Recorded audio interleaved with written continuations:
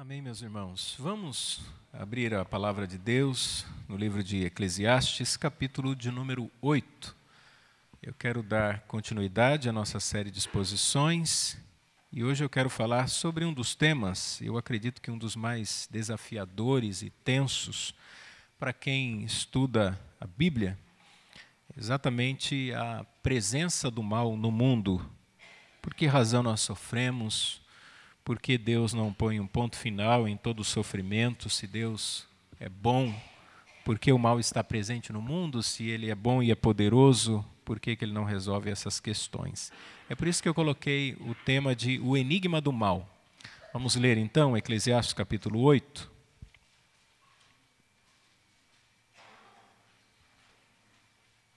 Diz assim: quem é como o sábio? E quem sabe a interpretação das coisas? A sabedoria do homem faz brilhar o seu rosto e a dureza do seu rosto se muda. Eu digo, observa o mandamento do rei, e isso em consideração para com o juramento de Deus. Não te apresses a sair da presença dele, nem persistas em alguma coisa má, porque ele faz tudo o que quer. Porque a palavra do rei tem poder, e quem lhe dirá? Que fazes? Quem guardar o mandamento não experimentará nenhum mal, e o coração do sábio discernirá o tempo e o modo. Porque para todo propósito há tempo e modo, porquanto o mal do homem é grande sobre ele. Porque não sabe o que há de suceder e como haja de suceder. Quem lhe dará a entender? Nenhum homem há que tenha domínio sobre o espírito para reter o espírito, nem tem poder sobre o dia da morte. Nem há armas nessa peleja, nem tampouco a impiedade livrará os ímpios. Tudo isso vi quando apliquei o meu coração a toda obra que se faz debaixo do sol. Tempo há em que um homem tem domínio sobre o outro homem, para a desgraça sua. Assim também vi os ímpios sepultados, e eis que havia quem fosse à sepultura. E os que fizeram bem e saíam do lugar santo foram esquecidos na cidade, também isso é vaidade. Visto como não se executa logo o juízo sobre a má obra, por isso o coração dos filhos dos homens está inteiramente disposto para praticar o mal. Ainda que o pecador faça mal 100 vezes e os dias se lhe prolonguem, eu sei com certeza que bem sucede aos que temem a Deus, aos que temerem diante dele. Mas ao ímpio não irá bem, e ele não prolongará os seus dias. Será como a sombra, visto que ele não teme diante de Deus. Ainda há outra vaidade que se faz sobre a terra. Há justos a quem sucede segundo as obras dos ímpios, e há ímpios a quem sucede segundo as obras dos justos. Digo que também isso é vaidade. Então, exaltei eu a alegria, porquanto o homem nenhuma coisa melhor tem debaixo do sol do que comer, beber e alegrar-se, porque isso o acompanhará no seu trabalho nos dias da sua vida que Deus lhe dá debaixo do sol. Aplicando eu o meu coração a conhecer a sabedoria e a ver o trabalho que há sobre a terra, pois nem de dia e nem de noite vê o homem sono nos seus olhos. Então vi toda a obra de Deus, que o homem não pode alcançar a obra que se faz debaixo do sol. Por mais que trabalhe o homem para buscar, não a achará, e ainda que diga ao sábio que a virá conhecer, nem por isso a poderá alcançar. Amém. Quantos de nós nos sentimos angustiados com a realidade que nos cerca? A gente olha à nossa volta e vê tanta desgraça, né? Você olha, por exemplo, e vê pessoas em estado de rua, estado de vulnerabilidade social, você encontra dependentes químicos, você observa que na sociedade existem roubos frequentes, você vai ao hospital público e os hospitais estão lotados, há pessoas sendo atendidas nos corredores dos hospitais, você precisa resolver alguma questão, algum compromisso público, é tanta burocracia que não acaba nunca, é uma coisa infinita. Você deve para o banco, são juros excessivos e você nunca consegue se livrar, e isso vai te estressando de um jeito. É tanta maldade presente no mundo. Você observa a sociedade e percebe o quanto há de imoralidade na propaganda aberta, todos aí para verem. Você olha na política e vê a corrupção institucionalizada, o aparelhamento do Estado, a educação pública militante. E a gente vê toda essa realidade e nos perguntamos, aonde está Deus? Será que Deus não está vendo tudo isso? Olha o caos que está a sociedade. Você tira os olhos do seu país e decide olhar para o mundo, você olha para a guerra na Ucrânia. A gente não sente às vezes tanto, a não ser reclamando da alta dos preços pela procura dos combustíveis fósseis, o petróleo tem sido muito procurado, sobe a gasolina, sobe o preço de tudo, gera inflação. E às vezes a gente menciona a Ucrânia mais por causa da inflação, quer dizer, nós nos preocupamos mais com nós mesmos do que com a Ucrânia. Mas pare para pensar na realidade das famílias separadas, filhos que foram para outros países e os pais ficaram para guerrear. Você olha para a Coreia do Norte e vê a opressão de um país comunista, onde as pessoas não podem exercer liberdade, não têm a sua religião, cristãos são perseguidos. Você olha para o Afeganistão e vê o fundamentalismo islâmico, as mulheres sofrendo aquele tipo de opressão. Olha para a Índia e vê a idolatria das castas, pessoas que aceitam a miséria e a pobreza como uma coisa normal, até porque eles haviam sido destinados para aquilo. E você então começa a analisar a estratificação social e ver as camadas da sociedade, as pessoas mais pobres, as mais abastadas. E algumas pesquisas apontam que 50% da riqueza do mundo está nas mãos de pelo menos 8 homens bilionários. Você fica muito chateado quando você vê esse tipo de coisa e olha para tanto sofrimento no mundo e se pergunta como Salomão, será que Deus não está vendo isso? Aonde está a bondade de Deus? O que Salomão está fazendo aqui é prosseguir na sua investigação sobre o valor da sabedoria. Ele já havia passado por vários lugares, já havia conhecido muito a vida do seu povo, passou no mercado de trabalho, esteve no templo e viu a vida religiosa do povo. Ele se cansou dos bajuladores que estavam no seu palácio, decidiu conhecer o laboratório da vida. E nessa sua experiência, Salomão, então, chega à seguinte conclusão: nenhuma pessoa honesta deixa de se perguntar, se Deus existe, por que há tanto sofrimento no mundo? Inclusive, essa pergunta é a pergunta feita pelos ateus para desafiar os cristãos. Se você crê em Deus, e se o seu Deus existe, ele é bom, não é? Sim. E ele é todo-poderoso? Sim. Se Deus é bom, por que o mal está presente no mundo? Mas porque os homens são ruins. Mas Deus não é todo-poderoso? Ou então ele não é bom, ou ele não é poderoso para resolver os problemas do mundo. E ficam colocando você nesse tipo de situação. E muitas pessoas desembocam na incredulidade exatamente porque entram em conflito por olharem a realidade do mundo presente. O que Salomão vai fazer aqui é não negar a existência de Deus, é óbvio. Ele também não nega a realidade do mal, mas ele vai nos mostrar, por uma perspectiva da sabedoria, que o poder de Deus não está limitado. E ele vai fazer isso examinando 3 áreas importantes da vida. E ele vai começar numa escala de hierarquia bem elevada. Ele vai falar sobre a autoridade dos governantes. Essa é a visão de Salomão, do versículo 1 ao versículo 9. Veja, todos nós sabemos que os personagens da Bíblia que exerceram poder, praticamente todos eles acabaram abusando do poder. Todos. Se você ler lá desde Gênesis 10 com Nimrod, você vai passar pelos faraós, por Senaqueribe, por Nabucodonosor, por Dario, pelos Césares, o próprio Salomão, todos eles abusaram de autoridade, todos eles foram excessivos no exercício do seu poder. Os governantes daquela época, na época de Salomão, eles exerciam um poder absoluto, diferente de hoje, de alguns governantes de alguns países, como o Brasil, por exemplo. Existem os 3 poderes, então eles devem trabalhar em harmonia, mas um fiscalizando o outro, estabelecendo os limites constitucionais. Na época de Salomão não existia isso, a palavra do rei era definitiva. O que o rei queria era aquilo e acabou. Então, ou obedece ou é punido. Então, esses homens acabavam se enchendo de caprichos, de vaidades, e eles praticavam coisas absurdas. E aí Salomão, então, descreve uma situação inusitada. Ele fala assim: imagine um oficial do alto escalão, uma pessoa de minha confiança, chegando diante de mim e eu dando a ele uma ordem que o leva a desobedecer alguns princípios porque ele ama a Deus e agora ele fica numa situação difícil. O que é que eu faço? Eu desobedeço a Deus e obedeço ao rei, ou eu entendo que devo obedecer ao rei porque quando eu decidi obedecer ao rei eu fiz um juramento que obedeceria a Deus. E é assim que Salomão vai fazer. E ele vai mostrar que esse oficial ele tem 4 caminhos que ele pode seguir. Eu acho que você, em algum momento da sua vida, também já teve que lidar com situações assim. E agora? Qual a decisão que eu tomo? Ou já pensou a respeito de certas situações que são debatidas na vida pública? E agora? o aborto, pode até que ponto, ou não pode em hipótese alguma, a eutanásia, mas a pessoa teve morte cerebral, está só batendo o coração lá, e agora? Desliga o aparelho ou não desliga? A maioridade penal, qual que é a idade específica? Deveria atirar em alguém que está apontando uma arma? Não tem esses debates assim? E você fica se perguntando, qual o caminho que eu vou seguir? Salomão está propondo isso, uma reflexão sobre a vida. E ele diz que esse oficial primeiro aqui pode seguir o caminho da desobediência. Veja o que ele diz no verso 2.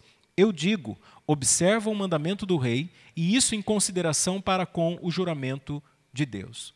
Esse oficial se encontra numa encruzilhada.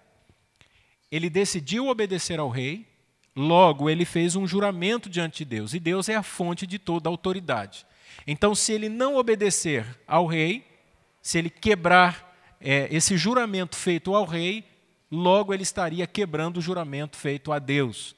Então ele não conseguiria ser fiel a Deus.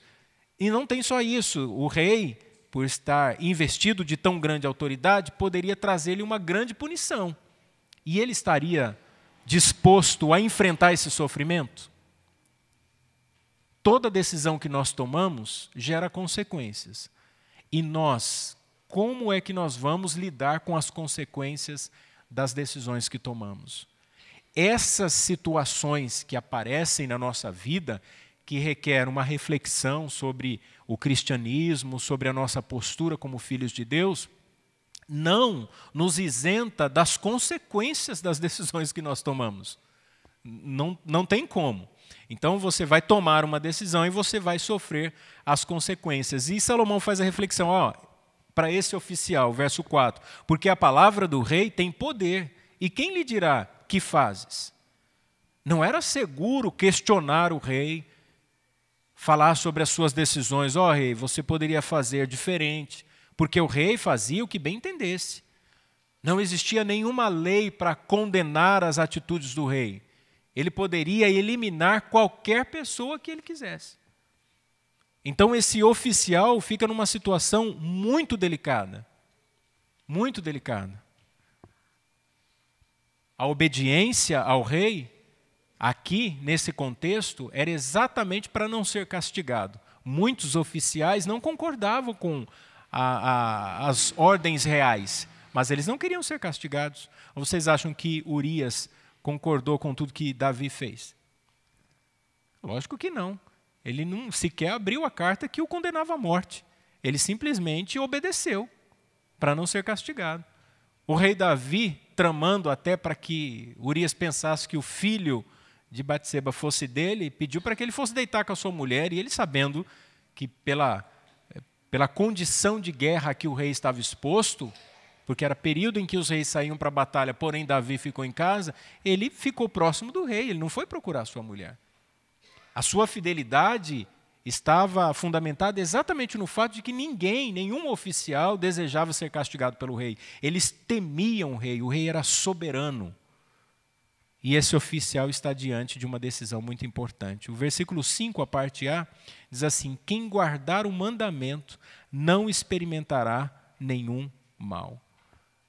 Ou seja, se o oficial, mesmo fazendo alguma coisa que era contrário à sua consciência, ele decidisse obedecer ao rei, ele não sofreria punição, ele não sofreria nenhum mal.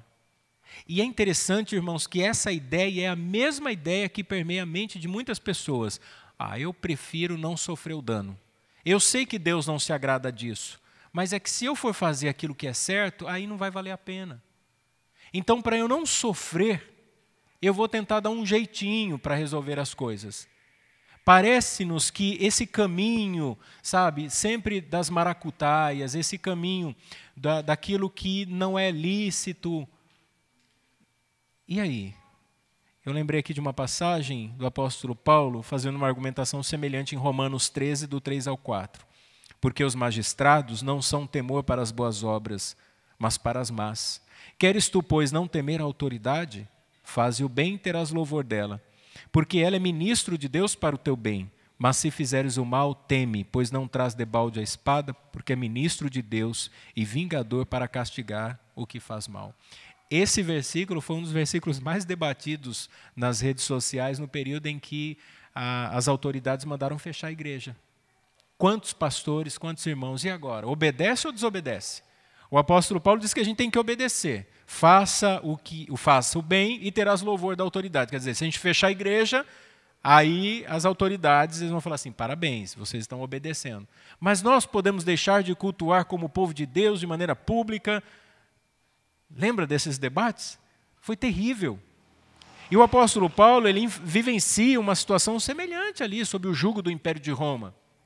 Exatamente o que esse oficial está vivendo aqui. O que ele faz? Ele desobedece ao rei? Ou ele pensa assim, bom, todos nós já temos problemas suficientes, por que eu vou criar mais problema ainda? É melhor eu me submeter, é melhor eu fazer tudo aquilo que me é ordenado sem questionar nada. Versículo 7. Porque não sabe o que há de suceder e como haja de suceder, quem lhe dará a entender? Quem pode saber a reação do rei se ele é soberano? Como que aquele oficial poderia falar assim, rei, não dá para a gente fazer diferente? O rei poderia falar, você está questionando a minha autoridade e já poderia punir aquele oficial. Nós vivemos uma época também de muito temor, você tem que tomar cuidado com o que você fala, com as suas opiniões, até onde vai a sua liberdade. É sempre cerceando as pessoas, é sempre retalhando as nossas opiniões. E esse oficial também começa a questionar, e agora? Quem é que dá a entender ao rei? E então, Salomão diz assim, uma coisa é certa, o dia da perversidade vai ser julgado por Deus. Esses homens que estão no poder e que fazem tudo o que acham que devem fazer porque estão investidos de autoridade e manda quem pode, obedece quem tem juízo, esses homens também serão julgados por Deus. Verso 8. Nenhum homem há que tenha domínio sobre o Espírito para reter o Espírito, nem tem poder sobre o dia da morte, nem há armas nessa peleja, nem tampouco a impiedade livrará os ímpios. Perceberam o que Salomão está fazendo aqui? Toda vez que ele vai falar sobre questões da vida, sobre indagações, sobre possibilidades, ele traz a perspectiva da morte. Até o capítulo 7, quando ele fala, olha, é melhor estar na casa do luto do que na casa da alegria, ele nunca perde de vista, eu vou morrer, nós vamos morrer. Ele acha que é sábio olhar para a nossa existência no olhar da brevidade, da finitude, da limitação, tudo o que nós estamos fazendo. Um dia nós estaremos diante de Deus, e aqui a palavra espírito ou vento no hebraico são referentes ao dia da morte.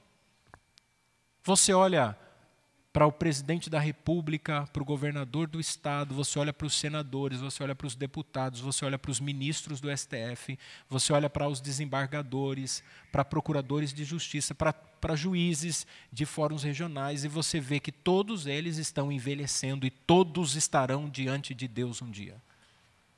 Você olha para o homem mais rico e poderoso do mundo e você vê ele envelhecendo e se aproximando do dia da sua morte.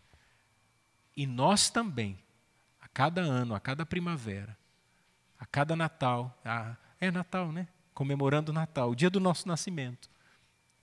Cada aniversário que nós comemoramos é um sinal para nós de que o dia da nossa morte está chegando.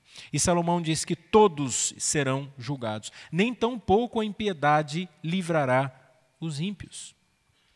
Ninguém pode impedir a execução inexorável da lei de Deus, do julgamento de Deus. Ninguém consegue impedir isso. Como dizia o escritor Ariano Suassuna, que também morreu, ele dizia que a morte é um mal irremediável. Para nós cristãos, tem remédio. A ressurreição de Cristo, né? Ele é a primícia da ressurreição. Mas na visão de Ariano, era um mal irremediável que iguala todos os homens sobre a terra. Ricos e pobres, poderosos e fracos, todos são absolutamente iguais diante dessa realidade. E o ímpio? E essas pessoas tão poderosas que fazem o que querem e acham que nunca serão julgados? Números 23, 23 diz assim, sabei que o vosso pecado vos há de achar. Ninguém foge dessa execução. Ninguém escapa desse julgamento divino. Aí Salomão então pensa em uma outra possibilidade. Talvez esse oficial aqui não possa de modo algum obedecer ao rei. Não tem outro caminho, eu tenho que desobedecer ao rei. Então aqui o caminho é a deserção. Esse homem tem que fugir. Versículo 3. Não te apresses a sair da presença dele. Podemos imaginar um oficial desgostoso com a ordem do rei, e já no seu semblante já deixou muito claro que ele vai entregar o cargo, que ele vai sair dali para a coletiva de imprensa, para dizer que ele não faz mais parte, ele não assume mais aquele ministério, e que muitas pessoas que trabalhavam com ele poderiam pedir demissão. Ele já não era mais um exemplo para a integridade do governo real. Imagina a situação que esse rei se encontra, tendo o seu alto oficial agora, saindo do seu reinado, levando com ele algumas pessoas. Isso nos leva a uma outra reflexão. Como é que nós vamos agir diante de exigências que comprometem a nossa integridade? Pense nisso.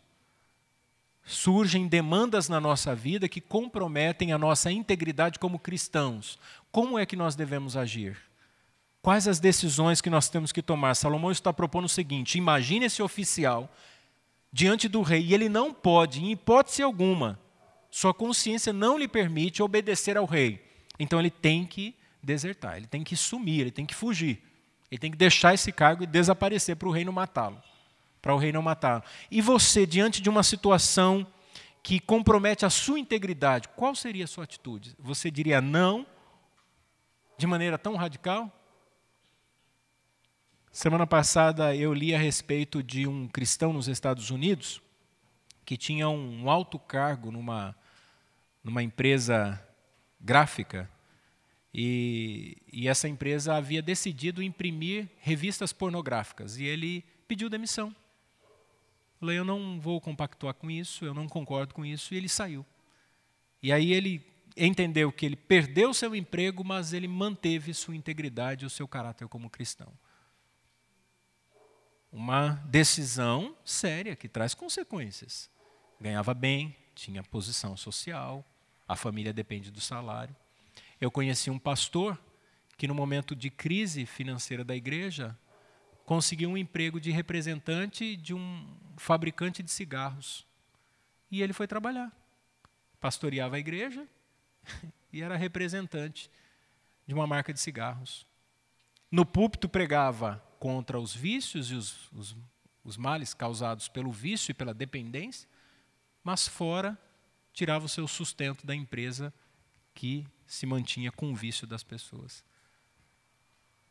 Como eu citei semana passada, de um casal que deu entrada nos documentos para financiar uma casa e o gerente do banco falou, olha, tem um meio de nós conseguirmos a aprovação, que era uma espécie de uma taxa, uma comissão, e ele falou, não, então eu não quero. Eu prefiro continuar pagando aluguel do que ter que fazer um contrato assim, de maneira ilícita. Então, existem momentos em que nós vamos ser testados no nosso caráter. Isso pode ser alguma coisa, de repente, até simples. Você vai no supermercado e, de repente, a moça do caixa, ou o rapaz, te volta o troco, achando que está te dando uma nota de 2 e é uma nota de 100. E aí você chega no teu carro, enfia a mão no bolso, ao invés de ter te dado R$4, te deu 200. E você tem diante de você ali uma decisão para tomar. Ou você fica com os R$200, porque ninguém vai saber, ela vai sofrer lá o prejuízo, vai ter que repor o caixa, ou você, como crente, tendo a sua consciência diante de Deus, volta e diz assim, olha, você me deu a nota errada. Você me deu 2 notas de 100. Deus nos testa. Testa o nosso caráter. Esse oficial está sendo testado. Uma outra opção que Salomão diz aqui é seguir o caminho da resistência. Versículo 3, a parte B. Nem persista em alguma coisa má, porque ele faz tudo o que quer. Ou uma outra tradução, não se envolva num plano para depor o rei. Ele não quer obedecer, ele não quer desertar, então, resistência. O punho fechado. Vamos enfrentar um movimento de resistência. Vamos depor o rei, vamos derrubar o rei. E ele então começa a se unir com outras pessoas e vão conspirando e criando um plano para derrubar o rei. E surge uma outra pergunta agora. Salomão nos leva a tantas reflexões. E nós, cristãos, para nós, será que existe lugar para desobediência civil na nossa vida? E se nós fomos obrigados a fazer aquilo que a Bíblia diz para a gente não fazer, a gente obedece à autoridade, obedece ao rei ou não? Ou nós desistimos disso e falamos, não, a gente não vai obedecer. Seja pela ideologia de gênero, seja em defesa do aborto, do casamento homoafetivo, a legalização das drogas. Como é que nós, cristãos, vamos nos posicionar? Quando tiranos criam leis que contrariam os princípios da palavra de Deus, nós temos que desobedecer essas leis. Compete-nos obedecer a Deus e não aos homens nesse sentido. Mas isso traz consequências. A igreja perseguida sofre exatamente porque cristãos insistem em se reunir como povo de Deus quando em seus países diz o culto é proibido. E eles se escondem em cavernas, em containers, em abrigos. Vez ou outra, um grupo de cristãos são descobertos, são punidos, às vezes mortos. Centenas e centenas de cristãos morrem. A perseguição religiosa no mundo é muito grande. A mídia, às vezes, não fala, não anuncia. Mas se você acompanhar sites, agências que cuidam de movimentos missionários em igrejas, em países onde é proibido pregar o evangelho, vocês vão ver o quanto estão sofrendo os nossos irmãos nos países em que está a igreja perseguida. A quarta possibilidade é seguir o caminho do discernimento, versículos 5 e 6. Quem guardar o mandamento não experimentará nenhum mal, e o coração do sábio discernirá o tempo e o modo, porque para todo propósito há tempo e modo, porquanto o mal do homem é grande sobre ele. Então o que Salomão vai fazer agora é o seguinte, olha, lembrem-se da sabedoria. Vocês têm várias possibilidades aqui que vocês podem seguir. Vocês podem desobedecer, vocês podem fugir, vocês podem resistir, mas independente da decisão que vocês tomem, é necessário que vocês tenham discernimento. Há um tempo específico, o coração sábio, ele consegue discernir o tempo e o modo, o momento em que eu devo agir e como eu devo agir. As decisões difíceis, elas existem na nossa vida. Mas se nós temos sabedoria de Deus, nós vamos receber o discernimento para agir no tempo certo e da maneira certa, para que a gente sofra menos com as consequências da nossa decisão. Veja José do Egito. Ele foi vendido como escravo. E ele soube o momento exato em que ele deveria se revelar como governador do Egito, quando ele percebeu que o coração dos seus irmãos estavam voltados para o patriarcado de seu pai. Ele entendeu que a promessa de Deus que prevalecia sobre Jacó estava ali e que ele então poderia zelar, se revelando aos seus irmãos. São exemplos tão maravilhosos. Veja o exemplo de Neemias. Neemias trabalhava diante do rei, entrava e saía da presença do rei, sabia da realidade do seu povo, ele havia recebido a notícia de que Jerusalém estava ainda destruída, os muros, as portas da cidade, o templo não estava bem. No entanto, ele sentou-se, chorou, jejuou, buscou a Deus e no tempo certo, com a palavra correta, com o discernimento que Deus deu, quando o rei olha para ele e diz assim, Neemias, o seu rosto está diferente. Isso deve ser tristeza de coração. Aí era o momento dele falar com o rei.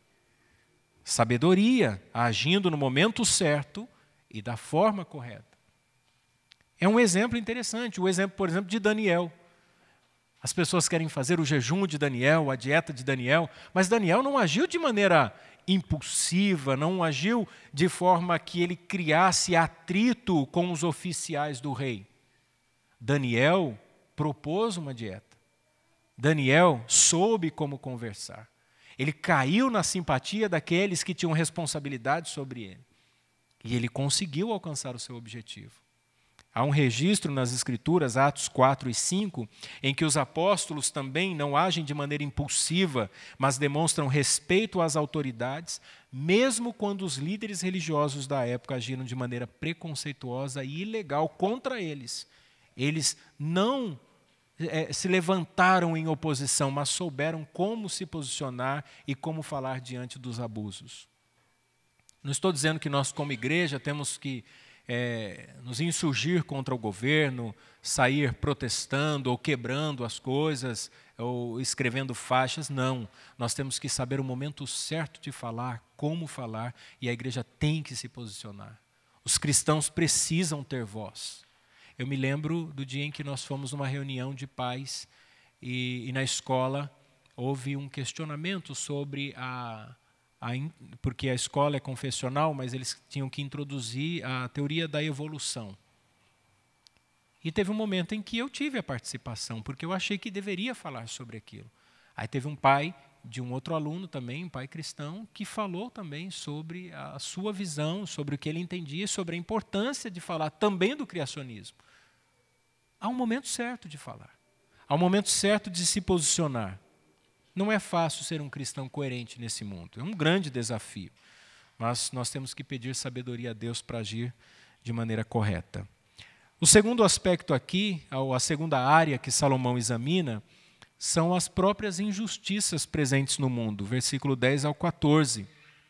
Salomão, ele basicamente vai resumir sua preocupação no versículo 14, quando ele diz assim: ainda há outra vaidade que se faz sobre a terra. Há justos a quem sucede segundo as obras dos ímpios, e há ímpios a quem sucede segundo as obras dos justos. Digo que também isso é vaidade.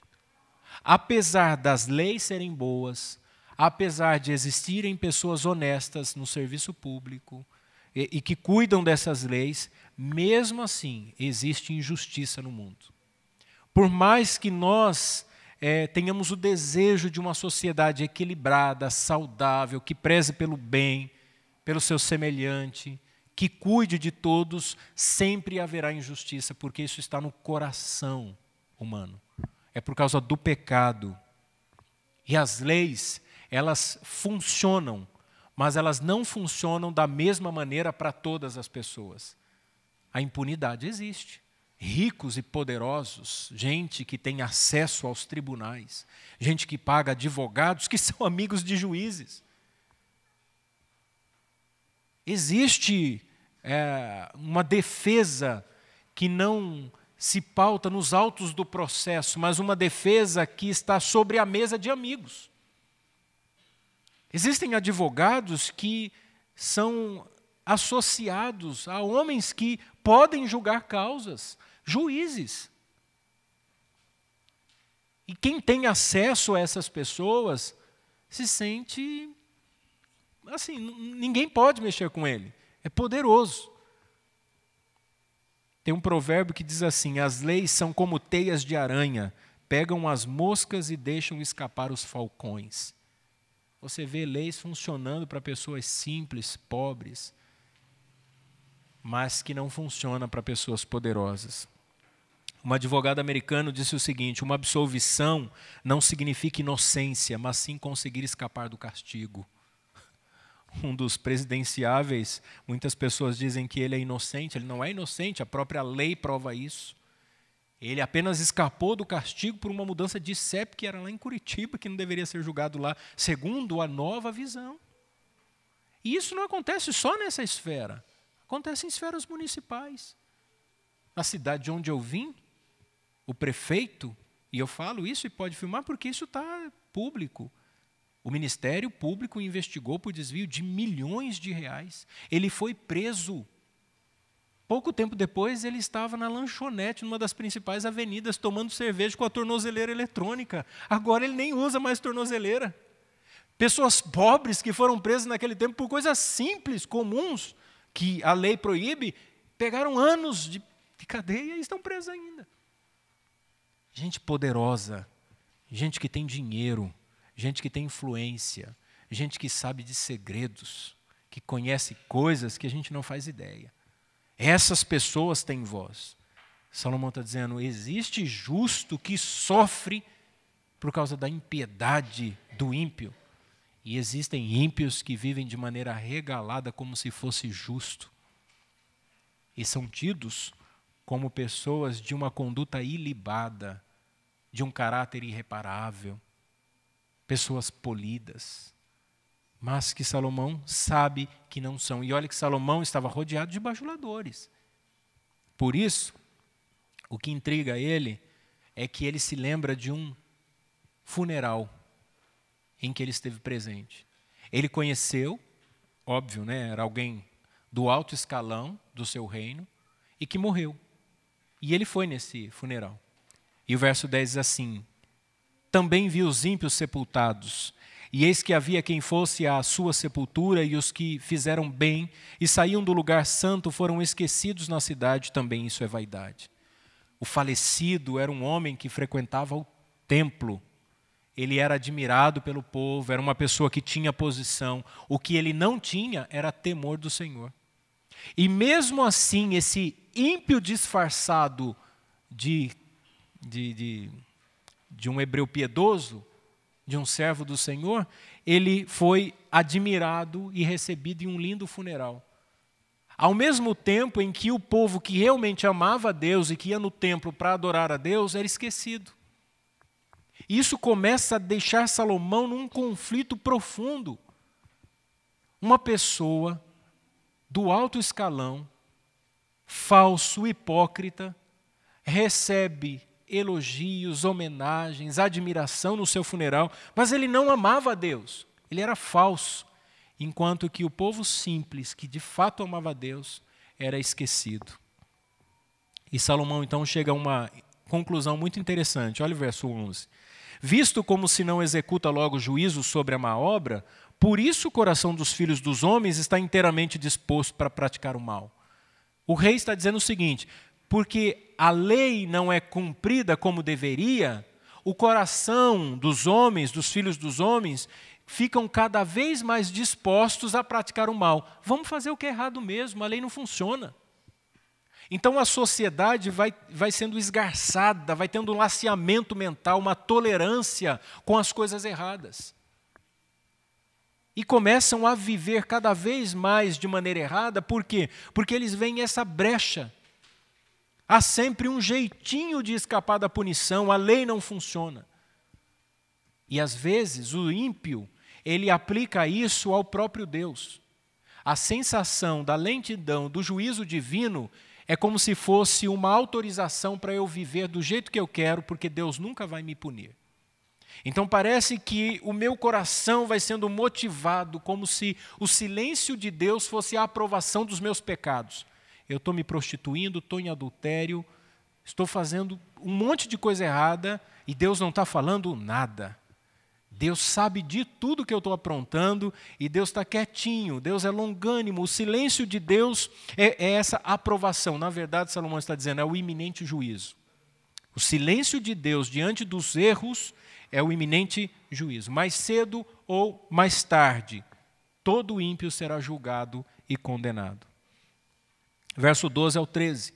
Ainda que o pecador faça mal 100 vezes e os dias se lhe prolonguem, eu sei com certeza que bem sucede aos que temem a Deus, aos que temerem diante dele, mas ao ímpio não irá bem, e ele não prolongará os seus dias, será como a sombra, visto que ele não teme diante de Deus. O pregador aqui, ele conclui o seguinte, mais cedo ou mais tarde, o ímpio vai ser julgado e recompensado pela sua impiedade. Não importa o quão abundante tenha sido a sua vida. Quanto mais o ímpio vive de maneira regalada e no pecado e abusando dessa bondade de Deus, é como ele fala, é como se fosse uma sombra sem substância. Sabe quando o dia vai caindo, vai entardecendo e o sol vai se pondo e as sombras ficam maiores, longas? Aquilo é um prelúdio da noite, das trevas. O ímpio, quanto mais ele vive, e mais ele apronta, e mais ele gosta, ele está fazendo um prelúdio do seu juízo e da sua condenação. Quando você vê uma pessoa já numa certa idade, e ela vive na impiedade, você diz assim, nossa, como pode? não muda o comportamento, porque o jovem hoje parece que é até natural, né? Eles tendem a querer aproveitar a vida e vivem demasiadamente no pecado e na imoralidade. Mas você vai percebendo que a pessoa vai envelhecendo e ela não muda o caráter. Antes ela vai vivendo cada vez mais e ela vai tolerando aquilo e aceitando e querendo cada vez mais. Salomão diz que quanto mais essa pessoa vive no pecado e quanto mais longa é a sua vida, quanto mais longa é a vida do perverso, é como um prelúdio da escuridão eterna. Então, quando está entardecendo, nós estávamos indo para Leme ontem, e nós saímos e estava tudo claro. Aí você pega em Anguera, e num determinado momento assim, você vê o sol descendo e você vê as sombras começam a surgir. E de repente está tudo escuro, você não vê mais nada. Assim é a vida do ímpio. Ele vai vivendo de maneira demasiada no pecado, ele vai aprontando de tudo. E ele não percebe o entardecer e vai chegando a noite e chega o dia do seu juízo. A longevidade do homem sem Cristo é como uma sombra que se move para a escuridão das trevas, onde permanecerá para sempre. Terceira e última análise de Salomão. Ele examina, então, o mistério do mundo, versículo 15 ao 17. Salomão diz o seguinte: pessoas que pensam que sabem tudo, elas estão fadadas a sofrer decepções nesse mundo. Ninguém sabe tudo. Ninguém consegue resolver os enigmas do mundo. Ninguém consegue dar explicações claras. Ele disse assim: olha, eu procurei a sabedoria, eu lutei pela sabedoria, eu examinei meu coração, eu me apliquei a tudo. E eu percebi que a sabedoria estava longe de mim. Esse homem reconheceu a necessidade de temer a Deus, porque esse é o princípio da sabedoria. Verso 15. Então exaltei eu a alegria, porquanto o homem nenhuma coisa melhor tem debaixo do sol do que comer, beber e alegrar-se, porque isso o acompanhará no seu trabalho nos dias da sua vida, que Deus lhe dá debaixo do sol. Mais uma vez Salomão diz assim: gente, aproveita o dia, carpe diem. Aproveite agora, aproveite o momento, coma, beba, aproveite sua família, é fruto do seu trabalho, aquilo que você tem, se alegre com isso, porque é a sua recompensa nessa vida. Nada a gente vai levar. É pela quarta vez que ele está dizendo: desfrutem a vida, aproveitem enquanto há tempo. Ele apresenta para nós uma perspectiva da vida como uma dádiva de Deus. Eu sei que as coisas ruins existem, o sofrimento está presente no mundo, eu sei que nem tudo acontece do jeito que a gente quer, eu sei que nós não temos a saúde que a gente desejava ter, que a nossa família não é exatamente a família que a gente queria ter, que queria que a minha família fosse melhor, que todo mundo se desse bem, que todo mundo vivesse em harmonia. Às vezes você não tem a condição financeira que você desejava, mas aproveite o que Deus te deu. Não é para ficar lamentando, não é para ficar reclamando, não é para ficar murmurando: a vida não vale a pena, eu não sou nada, eu nunca tenho nada, nada dá certo na minha vida. Não. Aproveite e agradeça a Deus, exalte a alegria, porquanto ao homem nenhuma coisa melhor existe debaixo do sol do que você poder comer, beber e se alegrar. Tem um hino maravilhoso, né, da vida ao melhor, que fala exatamente isso. Se alegrar da vida é o melhor. Viver para Cristo, quando você tem lá sua refeição, na sua mesa, você poder olhar aquilo com gratidão. Senhor, eu te agradeço, não só pelo pão que eu tenho, mas pela saúde que o Senhor me deu, por poder usufruir desse pão. Porque há muitas pessoas que até têm o dinheiro para comprar, mas não têm saúde para poder comer. E às vezes a gente não percebe isso. Abre o guarda-roupa, reclama das roupas que tem, e esquece que há pessoas que precisam de campanha do agasalho. Reclamamos de tantas coisas, da nossa aparência, e esquecemos que há pessoas nos leitos dos hospitais com limitações e deficiências terríveis, com patologias terríveis. Reclamamos da nossa família, reclamamos dos nossos filhos e esquecemos do sistema carcerário. Olha aí quantos presos, quantas famílias fragmentadas, destruídas, quantas pessoas né, mulheres e homens na prostituição, na dependência química. Quantos pais estão chorando por não terem mais seus filhos dentro de casa? Salomão diz assim: aproveita, se você tem o que comer, tem o que beber, se alegre. É isso que vai acompanhar você, isso é fruto do seu trabalho. 1 Timóteo 6,10 diz assim: manda aos ricos deste mundo que não sejam altivos, nem ponham a esperança na incerteza das riquezas, mas em Deus que abundantemente nos dá todas as coisas para dela desfrutarmos. Eu acho interessante essa orientação de Paulo a Timóteo, é a seguinte: olha, lembra os irmãos ricos da igreja, e eu vou deixar o recado aos irmãos que são ricos aqui, não se apeguem ao dinheiro. Não fique apegado. O seu trabalho não é a sua segurança.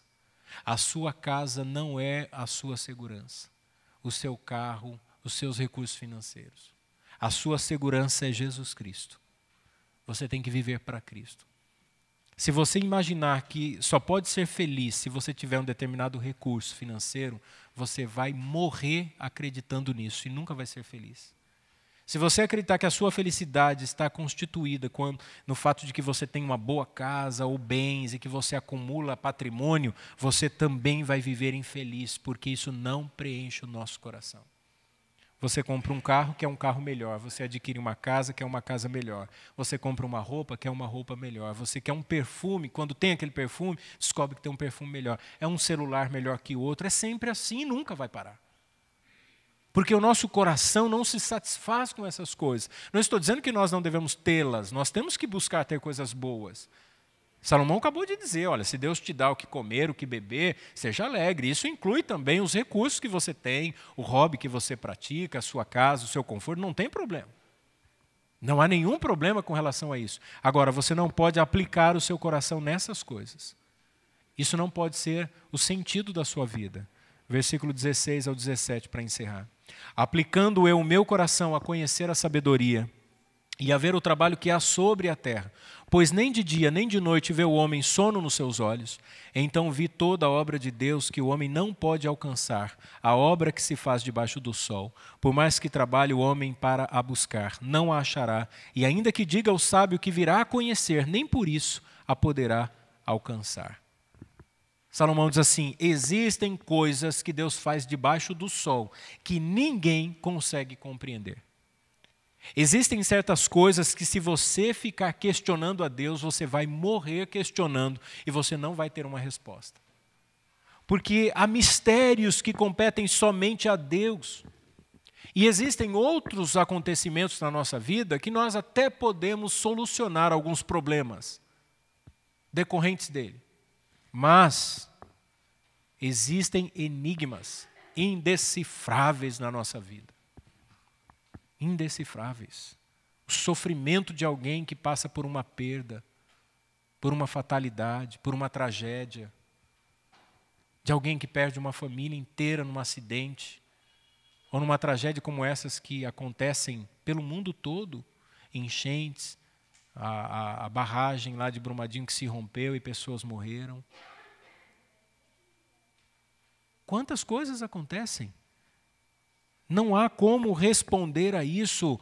Ele diz, olha, eu apliquei o meu coração a conhecer a sabedoria e a ver a todo o trabalho que há sobre a terra. Nem de dia e nem de noite eu vi sono nos olhos desses homens. As pessoas vivem como loucas, trabalhando dia e noite, não dormem direito. E ficam o tempo todo preocupados em como vão resolver a sua vida, em como vão solucionar os problemas. E o nosso conhecimento diante dos enigmas da vida ou do enigma do mal existente no mundo é como uma miragem no deserto da ignorância. Sabe aquela pessoa sedenta que está peregrinando num deserto e ele olha e vê um oásis e é uma miragem. Ele corre porque ele quer descansar debaixo da sombra daquele coqueiro ou tomar daquela água, e quando ele chega naquele lugar era só uma miragem, só tem areia. Há muitas coisas na nossa vida assim. É uma miragem no deserto do sofrimento. E a gente fica idealizando tanta coisa. E se vendo como uma pessoa rica, poderosa e abastada. Ou como uma pessoa famosa. Ou como alguém que consegue tudo e de repente você diz assim, não, a vida não é desse jeito. Quando as cartas são lançadas na mesa, o jogo é diferente. A teologia do triunfalismo não funciona. Esse negócio de ficar determinando, decretando, tomando posse, não, esse negócio não dá certo. Não dá certo. Salomão diz assim, existem coisas na nossa vida que a gente não vai ter uma explicação, e a gente não vive de explicação, a gente vive de promessa. Deuteronômio 29, 29. As coisas encobertas pertencem ao Senhor nosso Deus, porém as reveladas nos pertencem a nós e a nossos filhos para sempre, para que cumpramos todas as palavras desta lei. Deus não espera que nós tenhamos a compreensão do incompreensível. Deus não espera que nós tenhamos o conhecimento dos mistérios. Eu vejo tanta gente preocupada em revelar enigmas e mistérios, teoria da conspiração, quer saber o futuro. Olha o que diz o texto, que é encoberto, pertence ao Senhor. Eu não sei o dia de amanhã, eu não sei o que vai acontecer amanhã, eu não sei o que vai acontecer com a minha vida, mas isso pertence a Deus, a mim, aos meus filhos, aos meus descendentes. O que pertence é o que Ele revelou. Aí você olha para essas mesmas pessoas e o que Deus revelou, que as Escrituras elas não têm interesse. Querem saber o oculto, mas não querem conhecer o revelado. O que é que Deus quer de nós? Que nós confessemos a nossa ignorância diante das coisas que nós não sabemos. Esse é o primeiro passo para nos tornarmos sábios. Deus, eu não sei o dia de amanhã. Eu não sei o que o Senhor revelou para mim, mas eu quero me debruçar sobre aquilo que o Senhor me revelou, que é a sua palavra escrita. E isso vai gerar temor no nosso coração. E quem quer ser sábio, Salomão diz assim, deve temer a Deus, deve ser honesto e ter humildade. E eu concluo, irmãos, dizendo o seguinte, devemos sim lutar por uma vida mais justa, mesmo com tanto mal existente no mundo. Devemos lutar pelos nossos direitos, pela nossa liberdade, mas também devemos ser exemplo para a sociedade. As pessoas que não servem a Deus devem olhar para nós, cristãos, e ver em nós um exemplo para uma boa sociedade. A mudança que nós desejamos que aconteça no outro deve acontecer primeiramente em nós. Nós devemos viver o Evangelho de uma maneira que Cristo possa resplandecer através da nossa vida. A gente não pode ser hipócrita. Devemos honrar a nossa palavra e os nossos compromissos, ainda que isso nos custe muito. Um bom cristão tem discernimento, sabe entrar e sair pela porta da frente. Seja no seu trabalho, seja na sua vizinhança, seja na sua família, seja na sua comunidade de fé. Seja uma pessoa que tenha honra, que faça valer a sua palavra. Entre e saia pela porta da frente. Por fim, não queira explicação de todas as coisas. Existem coisas que nós de fato não vamos saber. E nós precisamos confiar em Deus. Isso é importante para nós, dependermos de Deus e nos tornarmos cada vez mais humildes, buscando sempre a direção do Senhor. Que Deus nos abençoe e nos ajude nessa caminhada. Amém, irmãos? Vamos orar?